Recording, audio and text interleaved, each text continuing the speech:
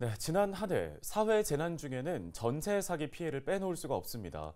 건물 소유자와 공인 중개사들까지 짜고 세입자들의 전세 보증금을 편취했습니다. 특별법도 지원책도 피해자들의 문제를 해결하지 못했습니다.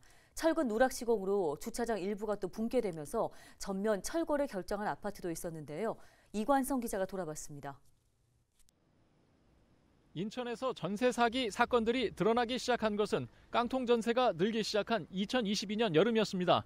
인천 미추홀구와 부평구 중심으로 전세 사기 의심 거래가 늘더니 그해 가을 미추홀구의 한 주상복합 건물에서 무더기 고소가 발생했습니다. 임대인이 사업을 하다가 자금난에 빠져 소유 주택들이 경매에 넘어간 것인데 경매에 넘어간 주택들 모두 은행권의 선순위 근저당이 잡혀 세입자들의 돈을 돌려주지 못하게 된 것입니다.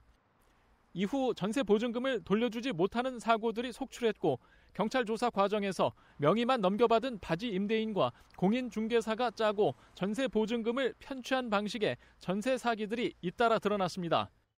정부와 지자체가 뒤늦게 나서 실태를 조사하고 전세 사기 예방과 피해 지원에 나섰지만 해가 바뀌는 사이 전세 사기 피해는 점점 늘어날 뿐이었습니다. 올해 2월과 5월 사이에는 임대인에게서 전세 보증금을 돌려받을 수 없게 된 세입자 4명이 처지를 비관해 사망하는 일까지 잇따랐습니다. 경찰은 전세 사기범들을 잇따라 잡아들였고 정부와 국회는 지난 6월 전세 사기 피해자 지원 특별법을 만들었습니다. 특별법을 통해 올해 10,000명 가까운 전세 사기 피해자들이 지원 대상이 됐지만 피해자들의 처지는 바뀌지 않았고 아직도 피해 접수는 멈추지 않고 있습니다. 지금 특별법에서 제대로 지원을 받을 수 있는 정책들이 없기 때문에 솔직히 피해자들에서는 이미 사건이 완료된, 그러니까 경매가 끝난 피해자들 같은 경우는 어차피 그거 인정을 받아도 내가 쓸 수 있는 게 없어. 이렇게 포기하신 피해자들이 상당히 많거든요. 올해 사회 재난 중에는 철근 누락으로 인한 아파트 주차장 붕괴 사고도 잊을 수 없습니다.